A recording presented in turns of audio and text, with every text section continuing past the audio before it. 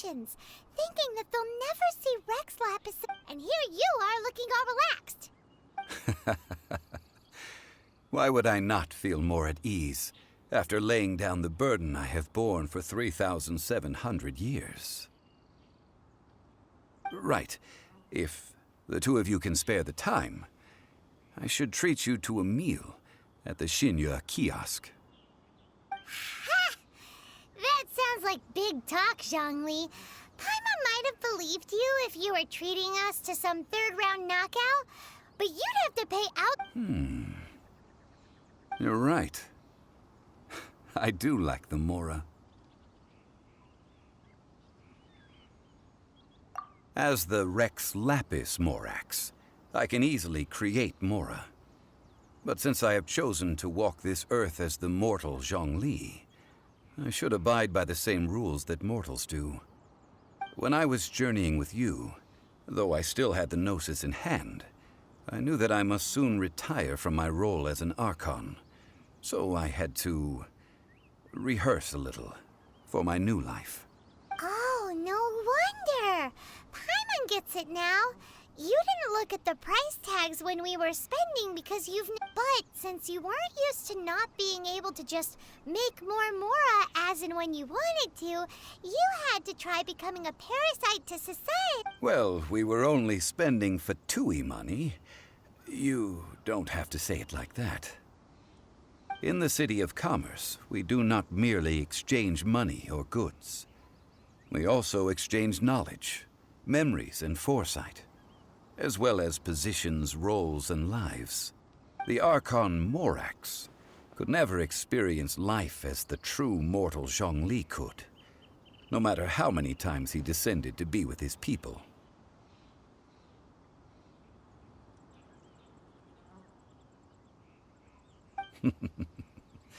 I must thank you for that. I will treasure the memories that I made as Zhongli, traveling the streets of Liyue with you. That is true. But there is no journey that does not end. No meetings without partings. Paimon thinks that we should make a move and continue our search for the Seven. I fear that continuing your journey may be difficult.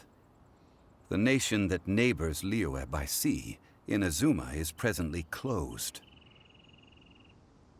The Electro-Archon Ball. And just as the people of Liyue preferred to call me Rex Lapis, she too goes by another name among locals in Inazuma. Paimon thinks we've heard that one before. Raiden? That is the case. And since Raiden is also the Shogun of Inazuma, people call her the Raiden Shogun. That said, though people at the wharf were saying that the situation in Inazuma is very tense, Zhongli, since you're Rex Lapis, shouldn't you know something about what's happening there? Just how did Inazuma... It's because of visions. Visions? When faced with circumstances beyond their control. But if a person shows true strength of will at a desperate and fateful moment in their life, this is what visions are. Magical foci bestowed upon those who have been acknowledged. That's how people in Teyvat see it. But starting from last year, the Raiden Shogun began... Vision Hunt Decree? Yes. It was an order to seize all visions within Inazuma's borders, and to inlay them upon the hands of the statue of the omnipresent god. They want to seize visions. But why? Aren't visions blessings from the gods? I should think that in the Raiden Shogun's eyes, it is precisely because they are divine blessings that... Whoa, that's harsh. The Animo Archon is the god of freedom, and the Geo Archon is the god of contracts. For her part, the Raiden Shogun is the god of eternity. It seems as though she has finally decided to eliminate any unstable elements that could pose a threat to her eternal realm. The fact that even I, the oldest of the seven, have now passed away, will only strengthen her resolve to pursue eternity. Knowing her, She must have again quoted that adage she is most fond of. 7 ideals for 7 gods. And of these, eternity is nearest unto the heavenly principles. All right then. Was there anything else you wish to know? Yeah, about that. Before the Chising made their announcement, we listened to a lot of people. These are indeed false accusations. But it remains undeniably true that Child did send people to the Jade Chamber to prevent the Adepti and the Chising from defeating the ancient god. I've heard that Ningguang is busy milking that for all it's worth on the foreign relations front at the moment, browbeating the envoys of the Fatui. Ha! Those poor Snezhnayan diplomats. If it were not for Child's exalted position as a harbinger, I'm certain that they would have... All right then. Was there anything else you wish to know? Ah, that was a good one. Failing a divine trial. That said, the reason why the Chising were so eager to resolve the incident and stop pursuing the culprit, I hinted as much to the Adepti as well. How did I accomplish that, you ask? Have you ever heard of this particularly convenient Adepti art known as gifting dreams and visions? All right then. Was there anything else you wish to know? The time of the Adepti has long passed. If even the Liyue Chising don't want to face that truth, then Kuching is absolutely right in saying this.